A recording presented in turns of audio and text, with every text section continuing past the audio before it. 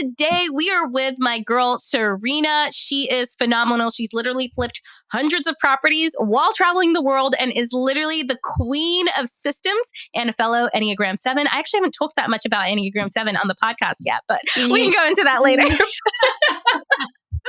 But welcome, Serena. I'm so excited to have you. Thanks so much, Olivia. I know, fellow Enneagram 7. It took me so long to figure out my type. You like Enneagram 7, like you were shining Enneagram 7. To the max. Like, I don't really. I'm like a softer 7, but it's in there for sure. I love that. Oh my gosh. So, I mean, Serena, everyone in the real estate world, right, knows you as the person who is literally the queen of systems. You flipped so many freaking properties and kind of like have it down to a science. But before the flipping, before all of that, who was Serena? Okay, so before real estate, I actually was in graphic design and marketing. So I went to school for that down in LA. Lived in LA for 4 years, lived in Hawaii for about 2, trying to figure out what I wanted to do. I knew I wanted to work for myself, but I didn't know what I wanted to do. And it took some soul searching. But then kind of all dawned on me. I mean, my family has a background, not in real estate specifically, like there weren't any like agents in my family or anything like that, but there was a lot of contractors. So my grandpa, my dad, my stepdad, my other grandpa was an architect. And so they're all GCs. And so, you know, from the time I was little, like I was in and out of remodels. Also, my mom ended up fully remodeling her house and ended up getting a ton of equity in that. So like during soul searching, I realized like when I'm obsessed with houses, and design as well. Even though graphic design is not interior design, but kind of, you know, you still have an eye for aesthetics. And then I was, you know, reading Rich Dad, Poor Dad and kind of just had someone in my ear that was talking about house hacking before it was coined a term. And it kind of all dawned on me one day. I was like, okay, I can combine a passion with working for myself. At that point, no one was a contractor anymore. Anyone, they'd either like moved out of state or passed away. And so I kind of had to start from zero. And I just figured I'd get my license online and go from there. And 2 days after I moved back to Washington State is when I met my mentor. I pretty love much that. just forced my way into his life and his business. And so, yeah. Well, so tell me how like you even like met your mentor, because so many people are kind of out there. They're sitting around. They're like, oh my gosh, I want to get started investing in real estate. Maybe I want to start flipping houses. I don't know where to start. And everyone says, go find a mentor. Like how do you find a mentor? So I got really lucky that my mentor did ski patrol with my cousin. And so 2 days after I moved back to Washington State, that's because that's where I'm from. And I was like, okay, if I'm going to do real estate, I should move to where I know people, right? And I know the area. And I was getting a bit homesick being away from 6 years. And so 2 days after I moved back, I went to my cousin's wedding and we just happened to be sitting across the table from each other at the rehearsal dinner. And he was telling people about what he does, which he doesn't really talk about. So someone asked him, or maybe I asked him, I don't remember. And he was like, oh yeah, you know, I flip houses or whatever. He was really nonchalant about it. He doesn't have much of an ego. And so, and I was like, you know, like, just went up and I go, oh my God. And I was like, all right, play it cool. And I kind of waited until like the end of the weekend because it was a destination wedding. And he was about to leave with his now wife. And I go, wait, hold on. Remember when you said like you flip houses and you do real estate stuff and whatever? I was like, I'm going to work for you. When can we meet next week?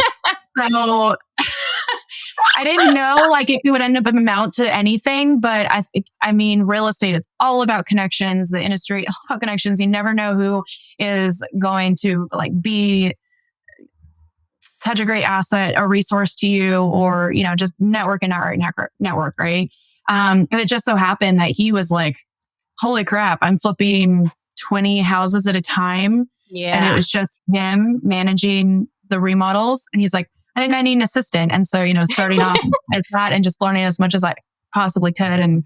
And 10 years later, here we are. We still own a bunch of rentals together and flipped a crap ton of houses. So, oh my gosh. Well, so it's funny because you say that you got really lucky, but honestly, like you put yourself out there because a lot of people, even if like they were there at that dinner, right? Maybe they didn't talk about real estate, right? Or maybe they heard like, oh, cool, you do flipping, amazing. And then just like left it at that and never reached out or did anything. So you like were proactive.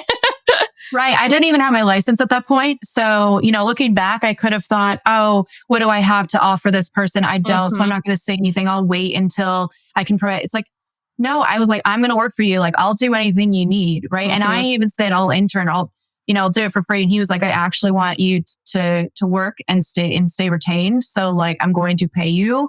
It start at this and then, we'll figure it out, some sort of agreement.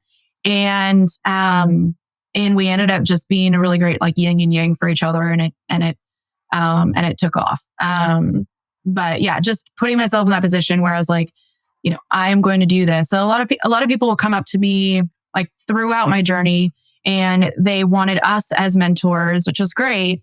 But one thing like not to do is to go up to someone and say like, hey, I can help you. Like, just let me know. We're like, now you're like creating so much work for me to figure out what you can do in my business or whatever. Yeah. So it was always the people that would be kind of like, okay, intuitive. What do I think they need? Yeah. Right. And what can I bring to them or offer a few different things? And if that entices them, then they'll say yes. And so when people would come up and say, hey, can I just drive your houses once or twice a week? I'll take a bunch of pictures. I'll upload them. I'll check on what you need and whatever. And can I just be your extra eyes and ears? And I was like, hell yeah. Awesome. Cool. Like, and figure out your system. Well, it's like you have to do your research to figure out what their pain points could be, right? Like, I think that's what people just like don't put the effort to doing. They're like, just let me know how I can help you. Like, I'm like, well, I don't, that's such an open-ended question. And my brain already has 800 billion things that I'm trying to figure out. So it's like, you need to like go the extra mile. So I even think about how I got my copywriter.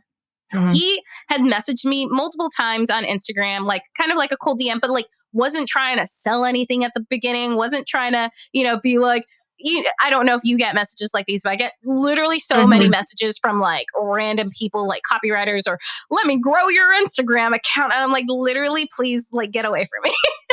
Right? But he was just so intrigued by the business. And like, he obviously probably was doing it so he could get like a position, right? But he was intrigued and he was like, I noticed that you weren't really sending messages super consistently. Like if you want help, like I actually do copywriting. I would love to help and happy to work with you for free. And like, he just happened to say that at the perfect time where I was super overwhelmed and about to go into a launch. Yeah. And I'm like, honestly, yes, I would love your help if you could do everything. And now it's so funny because like literally after a few months, he was able to quit his job just from the people that I referred to him because of the great work that he's done. And it's just like, you have to like come in with service and like wanting and being intuitive and figuring out what people actually need, not just kind of like expecting them to give you work, if that makes sense.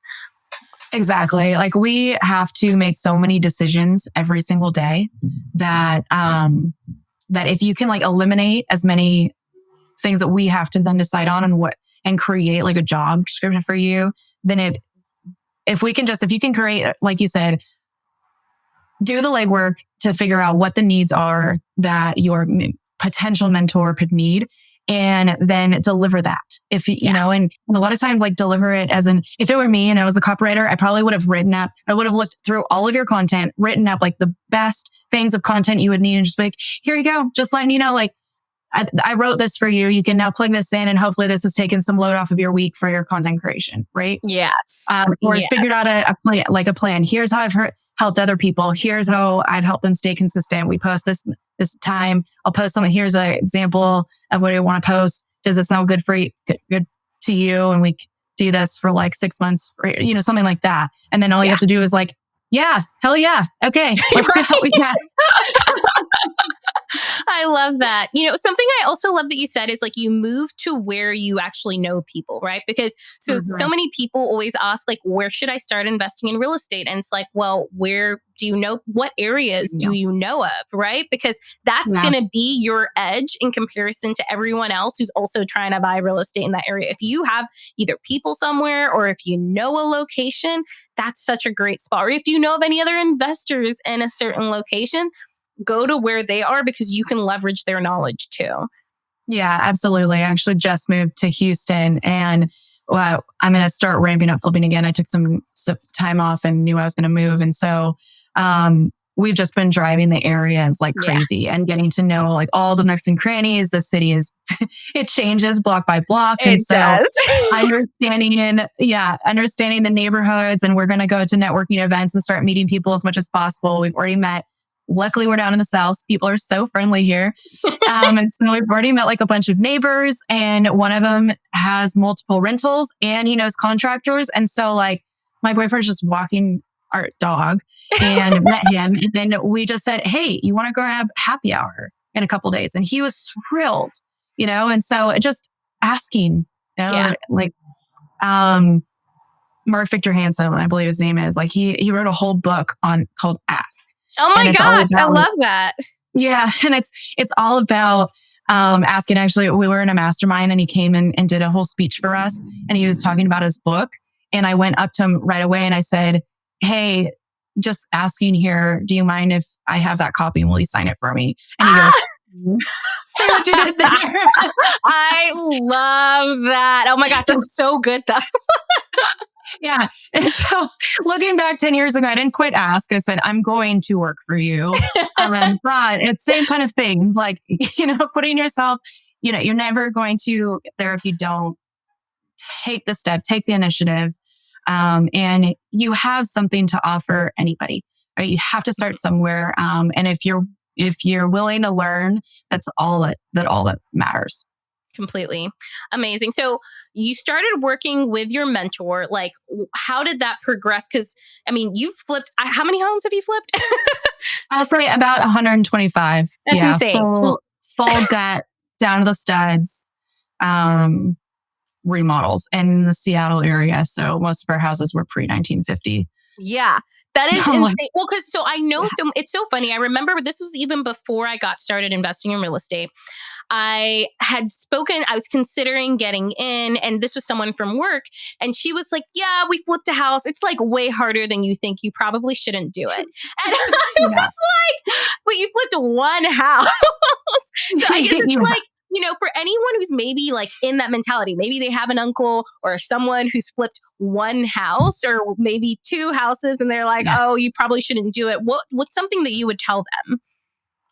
Well, I would say that it's going to be a learning process. And flipping houses really is, I think, a long game for a little bit, right? Of course, you can flip one house, maybe make 50K, and then you're like, okay, cool. And I can take a few months off or something like that. But for us, we treated it more like a business. Like we wanted to flip at scale. Which is, it's hard in the Pacific Northwest with the type of houses we have.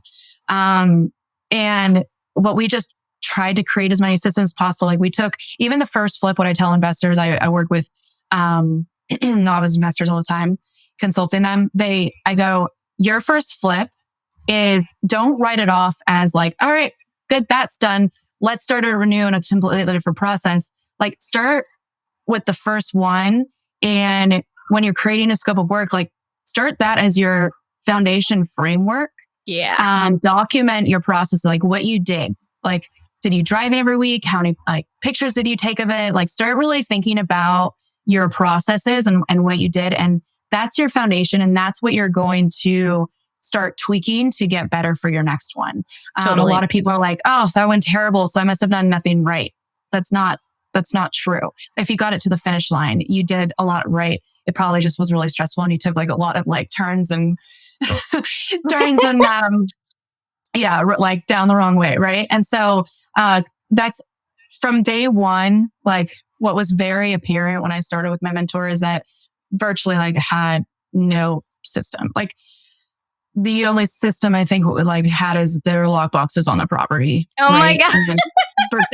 that's it. I mean, honestly, like I'd have to go, even like the second time driving them to take pictures. I was like, he's like, just start there, just to drive the properties once a week for me, take a bunch of pictures, upload them here to Dropbox. Let me know if there's anything wrong, right? Make sure the property is secure. So that was where I started. And he just sent me like 18 different lockbox codes and addresses, right? Oh gosh. And I'd get to some of the houses and then the code wouldn't work. Yep. And he goes, oh shoot, that changed. But I had to like wait 15 minutes for him to text me back. I go, okay, hold on a second. I found myself like going back and looking at lockbox codes in my text messages for them. I was like, I need to keep this in a centralized place. Mm-hmm. And then I realized I need to keep it in a centralized place that both of him and I can access in real time. And then we started adding more things to that centralized sheet. And I kid you not, for 10 years, we used that same sheet. And it sounds so simple and like so juvenile, but I'll tell you what, like the best systems are the ones that are simplest and that you're going to use. And we just kept using that as centralized information and just kept adding to it. The entities for all the properties. So that way when a contractor asked like who the invoice is for, we could look it up on that sheet, where the lockbox was located. So we weren't like going around the property looking for it everywhere. You know, when you have 20 properties or 30 properties, that kind of stuff really helps. And so just from like one centralized place, and then we just made it better and better. And then we continued to standardize and optimize it. So start today, right? Document what you're doing today and carry that on to the next projects. And I promise you, you will have a like oil working machine by the like time you flip like 4 houses. Like you're going to feel a lot more confident. But you're Completely. Going to take my words to what doesn't work. Yeah. No, and I tell people the same thing about rentals as well, because it's like, especially for the first one, especially if you're like, okay, I'm going to buy my first rental and, just like set it up, like whatever. It's just one rental. Don't really need systems, but it's like, you don't realize, especially once you start adding your second, your third, your fourth, your fifth. Now you've got so many different properties that are functioning like slightly differently and everything's just in your head. And you get to a point where you need to offload the work. The only way you can offload the work is if you have things documented in a centralized place. So it's so funny too, because I hired a VA earlier this year and was like, at first I was like, oh, I'm documenting things so well. I got this. And then I hired the VA. I was like, things are not the way that they need to be. When they have to ask you a question, when they ask you a question like a few times a day, like my policy is like, if I get asked more than once for something, and they don't can't refer. If I get asked one time for any sort of information, I go, we need a resource. Like I don't know if I just hate being bothered.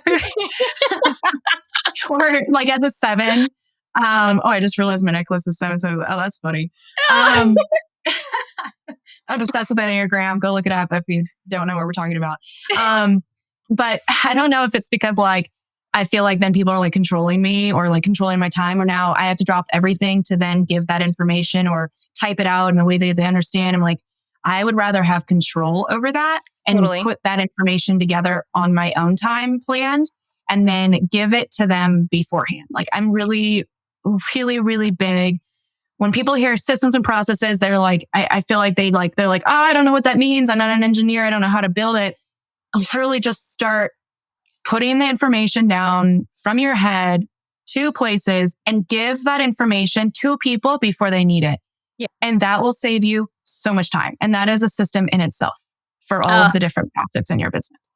No, I absolutely love that. And like, because you have been able to flip so many houses like while traveling the world and while doing stuff. And the only reason that was possible is because you had systems that you could give to someone and be like, this is the plan.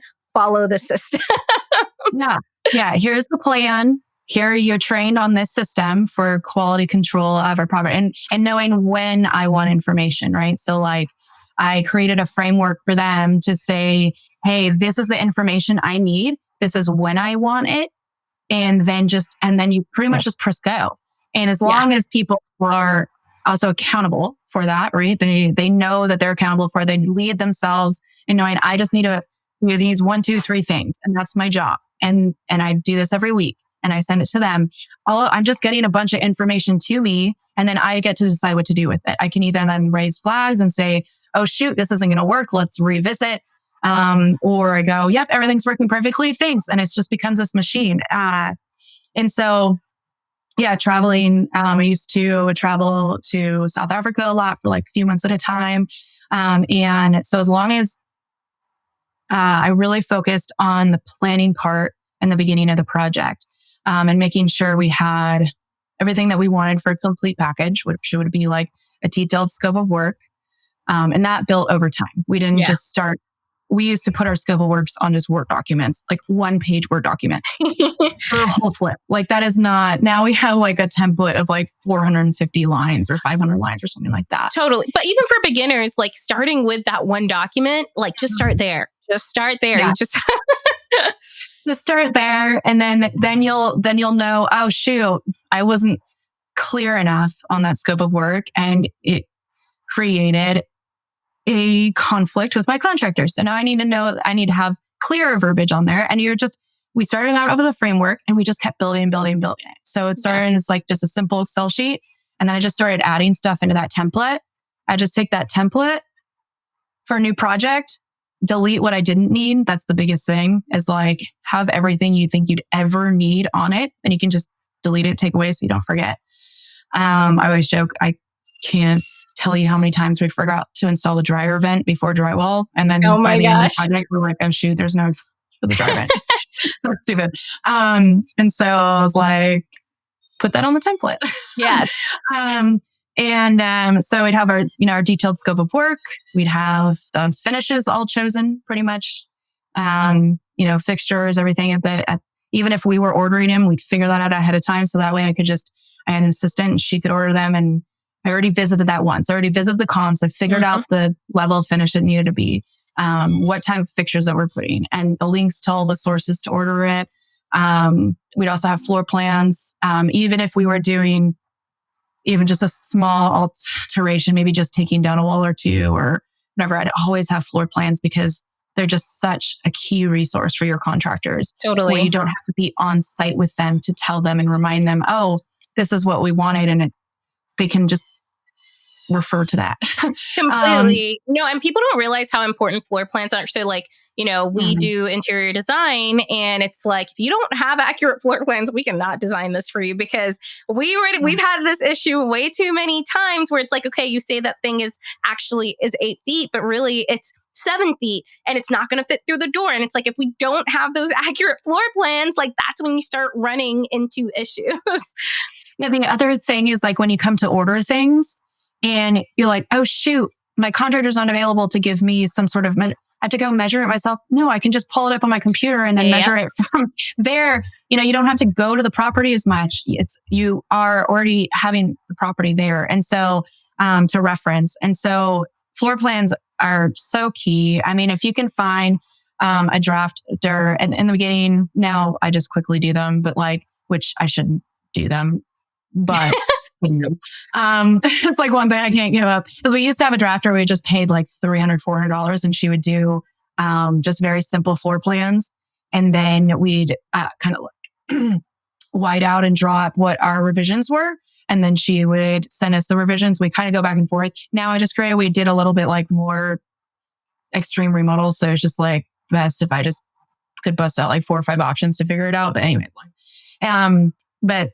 so always having the floor plans, like even if we're just doing small alteration, just because it's such a reference point, and going back to that centralized information, then I can put notes for the contractors for them to bid.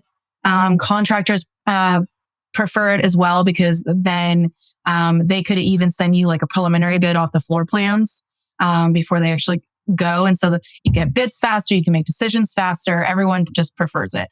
Totally. So I guess again, it's that, For you, like, what would you say is the benefit of flipping versus holding on to a rental? Because I get a few people who are like, well, I want to flip a house. And then some people are like, well, I want a rental. And there's kind of, you've got a lot of different camps, right? So you're kind of like more in the flipping camp. Like, what would you say for anyone who is kind of stuck?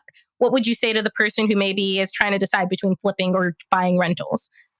So we did a combination of flipping and burring. single family homes. We own a couple retail commercial properties that we 1031 into. And couple duplexes, couple triplexes. So it all comes down to what you need, right? If you have a W-2 job and you don't need that active income to live and eat, then I would say hold them all day, as long as they pencil as that. And we regret not keeping more sooner, right?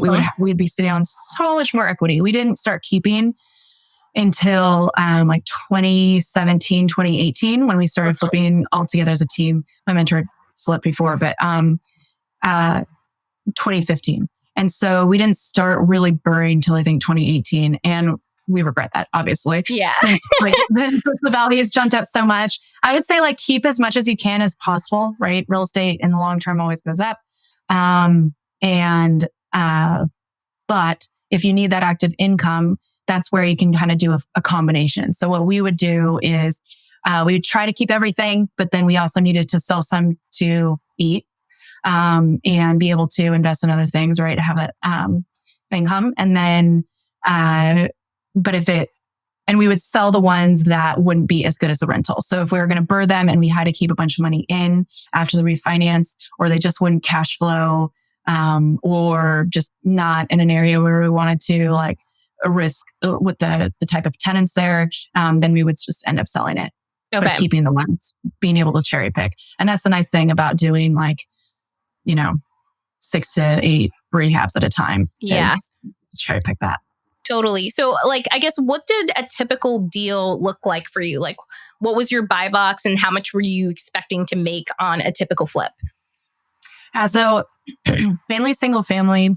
And we, in the beginning, we kind of bought anything that made sense. And so we were getting up to about, one time when we first started and we were doing like a little less intensive rehabs, not totally cosmetic. Literally, I think I've only done like 3 only cosmetic flips, right? Everything to go a wall down or something, to improve the value, but, and like just a handful of wholesales. But we got up to there were 23 active rehabs going on at one time, Charles and I, and it was insane. We worked our butts off, and we are not the James Deanards. We definitely we do real estate to be able to have the lives that we want to live by design. And right, he's great. Honestly, if you don't know James Deanard, look him up. He's the mentor of my mentor. Holy crap, he's amazing. I learned so much from him. But he is a workhorse, and I can work hard, 100%.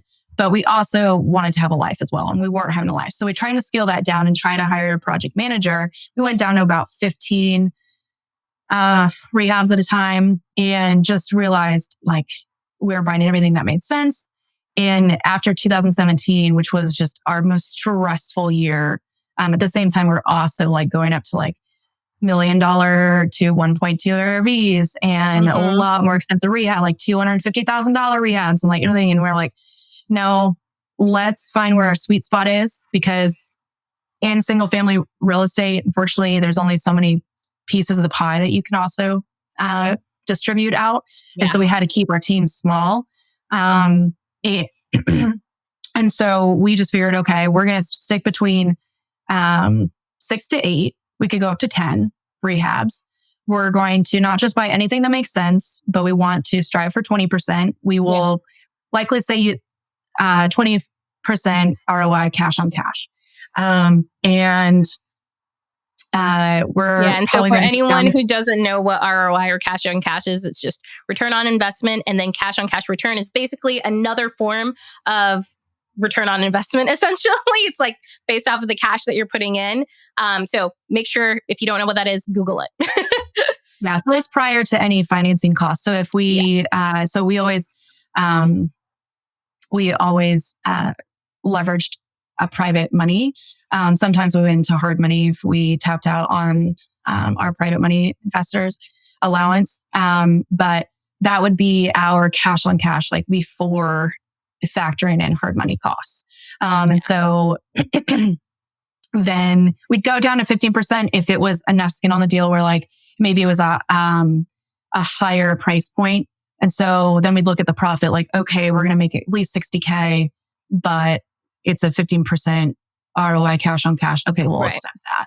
And then we were very specific to our in-house wholesaler and acquisitions manager. And then also networking with other wholesalers and buying deals from them. We'd let them know. I mean, we bought a lot of pre-1950s, but we preferred like ramblers, single families. We also finished out a lot of basements. I hate it, but we did that too. Wait, so why do you hate basements? Why do you hate finishing out basements? Oh my God. They're fine. I mean, it's just like, I think there's always just like a question mark. I probably wouldn't do another basement flip unless it was like really solid margin. Just because there is a question mark. They can be a puzzle, especially if it's a small basement area. Then you have to it's like a puzzle trying to figure out running the HVAC and the plumbing, and we always had to waterproof in the Seattle area too. So there's a lot of extra, as the cement level down there, we ended up having to bring in a lot more subcontractor, like special trades. And so just not my favorite. I had to visit those more often, right?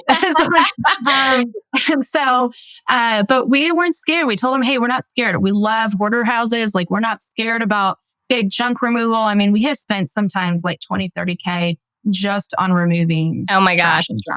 I think there was I forget the number. Charles would know off the top of his head, but like over 100 tires at one of these properties. Oh my gosh. Yeah.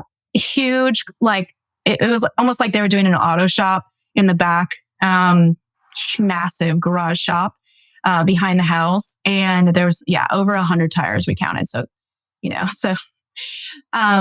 pretty much told them like, hey, we're not scared of anything. Send us anything. And we would do like a little sniff test on them first. And then if they passed that, we'd go look at them and then do, a full underwriting. But we'd like to stay at, at least 15% if it was over 50, 60K, like a good margin contingency in there for if we went over in rehab costs, but preferable 20% ROI cash on cash. Totally. Okay. So, I like how you said before that you guys were very much doing this, like using real estate to fund your life, right? Like as life by design. And I'm in that camp as well. Like I'm very much doing this more so for a lifestyle play versus like, I want to be the biggest real estate investor in the world doing ginormous deal. And like, there are some big deals that I do want to do. Like I want to get into the commercial space and do boutique hostels, but it's still also a lifestyle play. Very much a lifestyle play. So I guess, describe to me like what is the lifestyle by design that you are using real estate for? Mm-hmm. Yeah. So we decided our sweet spot, but that's the amount we wanted to flip. Then we would be able to decide, okay, what's our minimum that we all need to eat? And so it all came to agreement of like, okay, we will then, we'll sell a certain amount of property so this can all happen, but we want to keep as many as possible, team. Now I am looking more of like, okay, I still will flip to eat, but I'm also looking at properties that really excite me as well. I've done so many that it's like, they just don't excite me unless I can be really artistic with them. So I'm looking at more, like short-term, midterm rentals where I can actually like decorate them. Are they in areas where maybe that's like a duplex, triplex where it can become kind of like a little mini boutique thing, right? Yeah. Like that I'm operating my Airbnb. And I so want to get into like boutique hotels eventually. And I mean, the Robinsons just did that in Utah. And I'm just like, oh my God, I've just been watching. I didn't just saw them like, oh my God. I would love to do a project like that. And I guess there's no reason why I can't right now anyways, but that's where my mind is going, is like a little bit of like creativity. I want to get that excitement back. But obviously it has to pencil out. It has to make sense. But I really love like the idea of getting more into like the hospitality part of it. I feel that same way too. It's not exciting. Like I feel that same way too. It's like am just kind of person, like I got to be passionate about the project that I'm working on. And most real estate is actually pretty boring.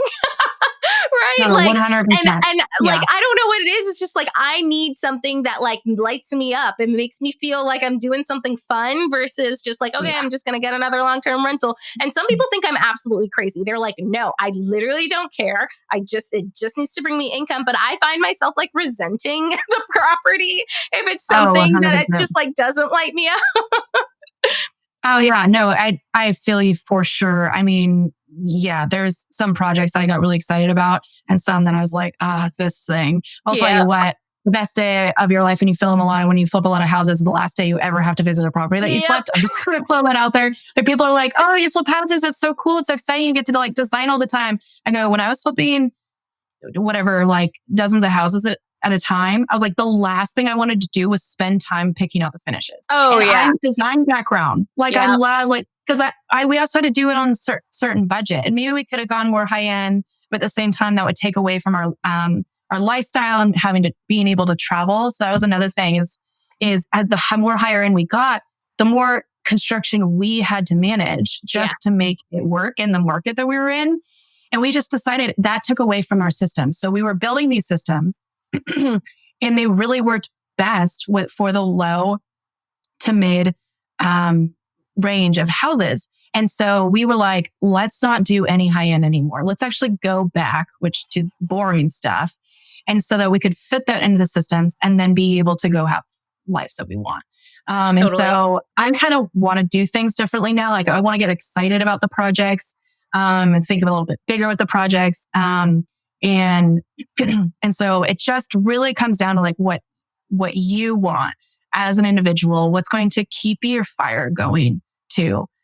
Because it's not always exciting. A lot of it is like, you have to have something that keeps your fire burning, and keeps you motivated, whatever that is. And there's so many different ways to make money in real estate. There's so many different avenues. And so just exploring and talking to a lot of people of like why they like it and why they don't like it, and getting an idea if that's going to fit with your personality. Totally. And I love that. So this is like a nice little segue to plug in Enneagrams here. But so like we're both Enneagram 7s. And I think that's probably why too, we enjoy things that kind of like spark that bit of a fire in us. Like we have to have something that we're actually passionate. Otherwise it's just going to kind of be a dud and like, don't want to do it. So I guess, can you explain to people exactly, I mean, obviously you're not an expert about Enneagrams, but just like what an Enneagram is and what like you are, so that people can just kind of understand that. So an Enneagram is a personality assessment, but why I love it better, it's not about behavior. It's about your core motives. And so what your core fears are, your desires, where you're going, like in pleasure and pain. And it's this whole like operating system. And there's 9 different types. And they all come with various different, various traits, and they all go to each other in stress and growth. And so understanding it's helped me understand myself of like going to stress and growth and different health levels. And it's like a whole path just to figure out what number you are. It was mistyped like for a long time. But once I found like my right type, and there's like instincts too, self-preservation, social, one-on-one.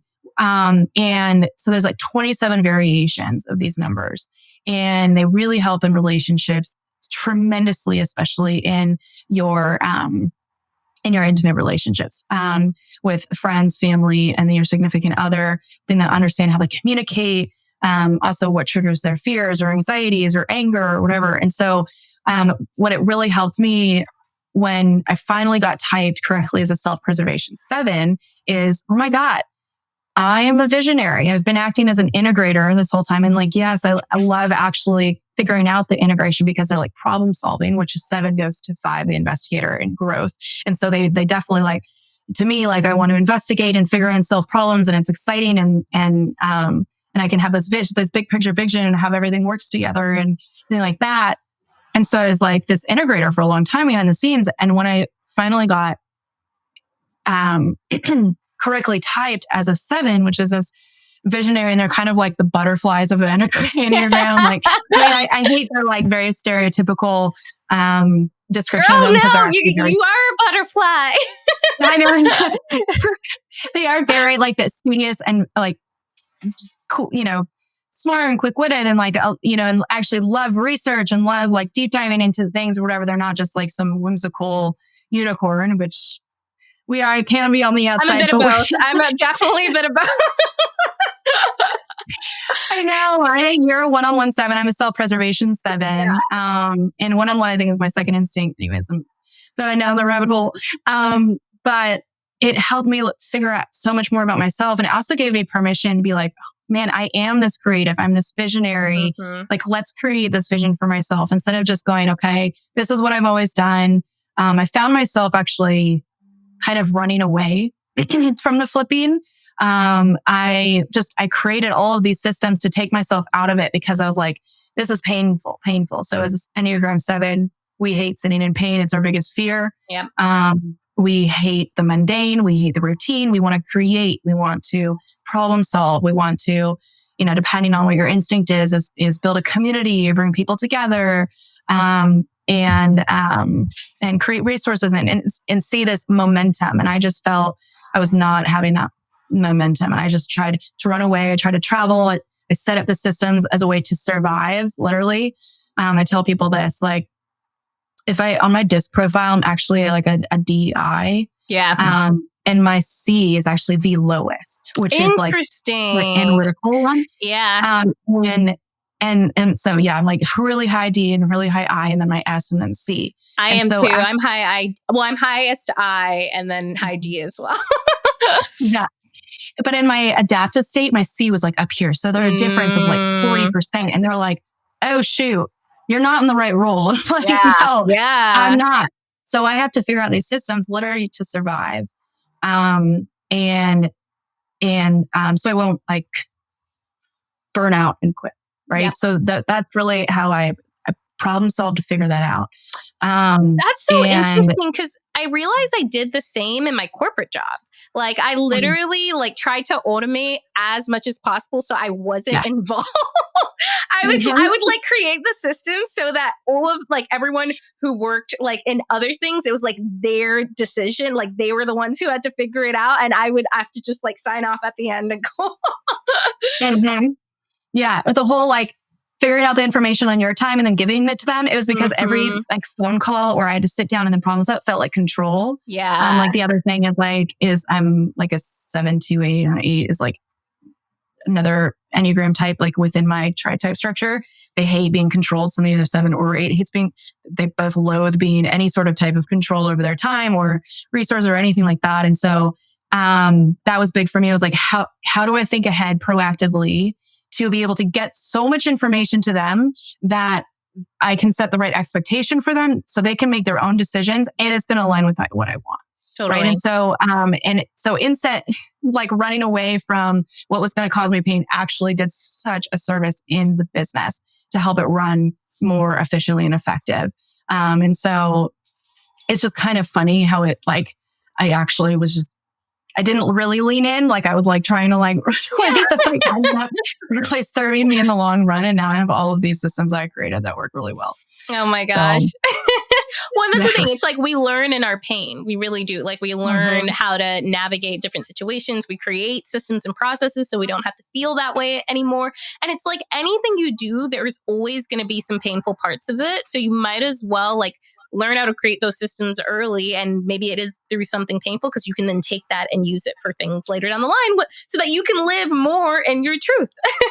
Yeah, 100%. And I love to think constantly about, am I in a growth mindset or am I in a fixed mindset? And having that growth mindset and going, okay, that sucked. That was super painful. I hated sitting all of that. It was like a 7 going to stress, in stress goes to a 1, which is like a very rigid, like they have to be super organized things. So here is like this kind of whimsical, maybe to others, disorganized 7, visionary, a lot of ideas, like poor, moderate execution, right? Like all this stuff. And then all of a sudden you get stressed and it's like, I have to we have to have it this way and it needs to be this. And I start cleaning and I start becoming this like erratic freak.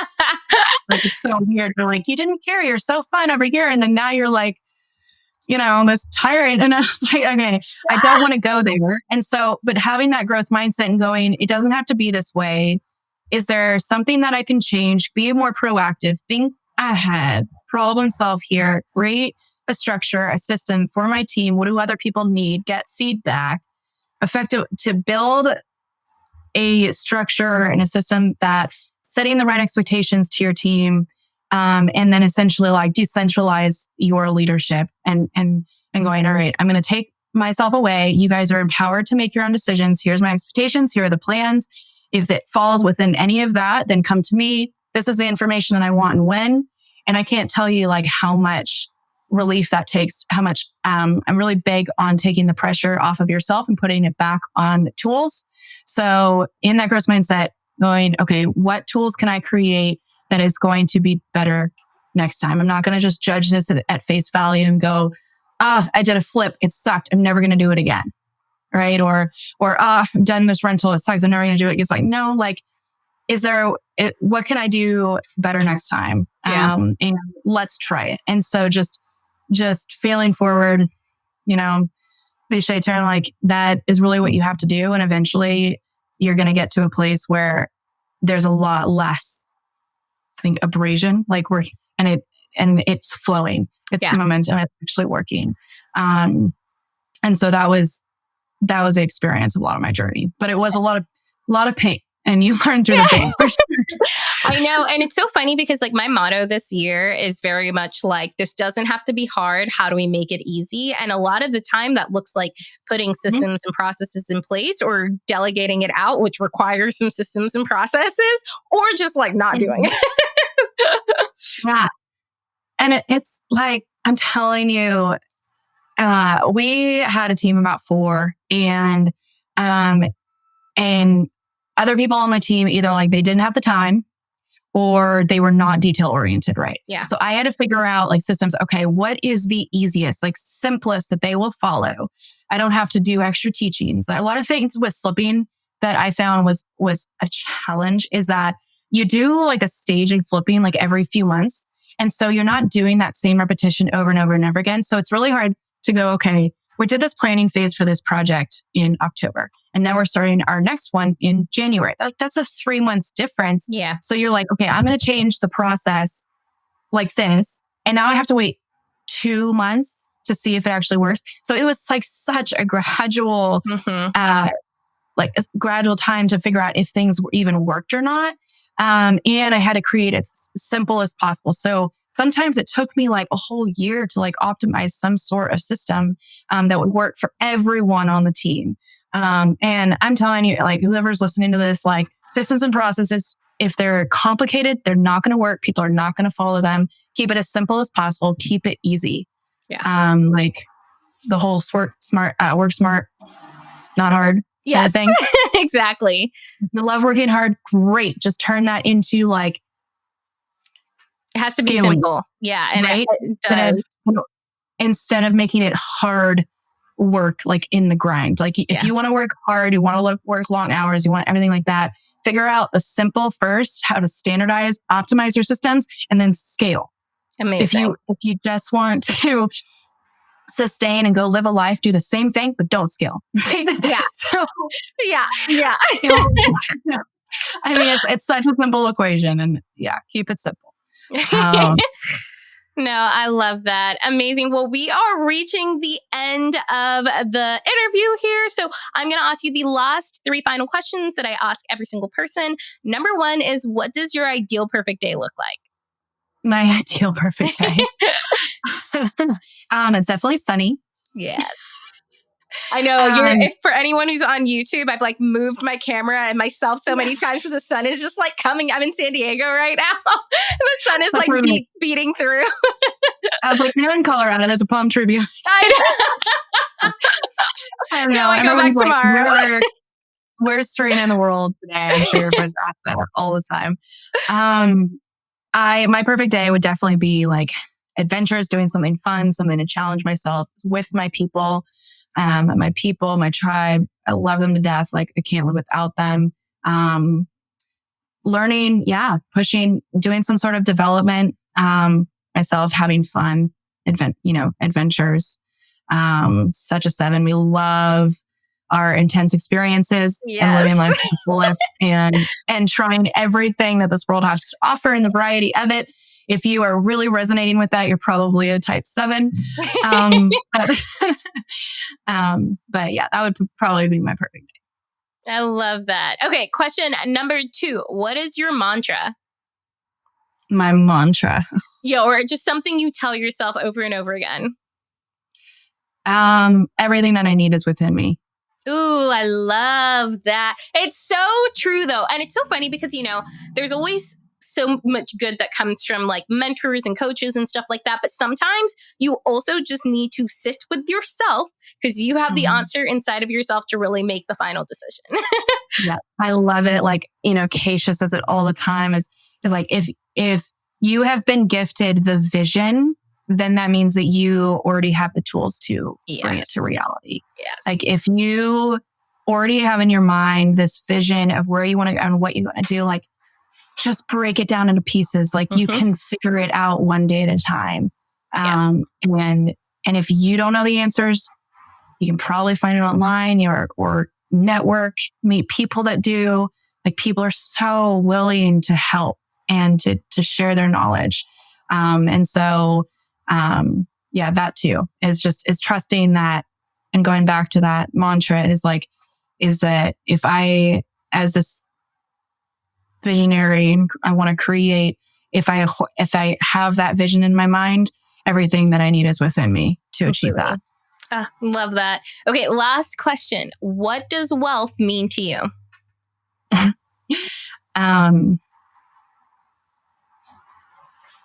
think, a little bit of peace, right? That I don't have to worry about where, like the roof over my head, that my family is fed and cared for, and everyone that is within my tribe and sphere. My family is also like friends and everything too, like not just my blood family. And being able to be at peace with happiness. I mean, there's always going to be struggles at any given time in your life. And if you're able to conquer that, like that inner peace within yourself, and also not have like overwhelming stress of where next meal is coming from, where a year from now, I would say that is like beyond wealth and also health as well. Everyone's healthy. So. I love that. Amazing. Well, thank you so much, Serena. This has been lovely. Where can people find you, especially if they want to like learn more about flipping or anything like that? Where's the best place for them to reach out to you? Absolutely. Instagram. My handle is at serena.claire, serena.claire. And I have a lot more of like travel on there and actually like with my life and everything. I haven't quite like converted to the talking bubbles of real estate. But I do teach people one-on-one, which I think is even better and more effective in helping their business. And so I do consult with people at any level of flipping or brewing or real estate, or even some people hire me for mindset and vision building and team building and leadership. So you can email me at scalewithserena@gmail.com. Amazing. Well, thank you so much, Serena. This was lovely. And I will have to hopefully see you soon, even if it's in Houston or Colorado or anywhere. I'm coming to Denver for the REA Summit. Yay! Wait, when is that? When is that? It is Brandon Turner's event, May 3rd through 5th. Fabulous. I'll be there. We'll meet up. Okay, awesome. Yes. Thanks so much for having me on, Olivia. You're always such a ray of sunshine. I just appreciate it so much. Thanks, girl. Thank you so much for listening to Wonderlust Wealth Show. Now, don't forget to follow the podcast, or if you're watching on YouTube, make sure to hit that subscribe button. If you love this episode, it would literally mean the world to me if you shared this with a friend or a family member or literally like anyone off of the street. Like right now, go ahead, share it so you don't forget, or post it on social media and make sure to tag me. I love seeing what you're listening in on and what you resonated with, and I'm just so freaking thankful for you. I'm so freaking excited for you. I love you, and don't forget, life really doesn't have to be hard.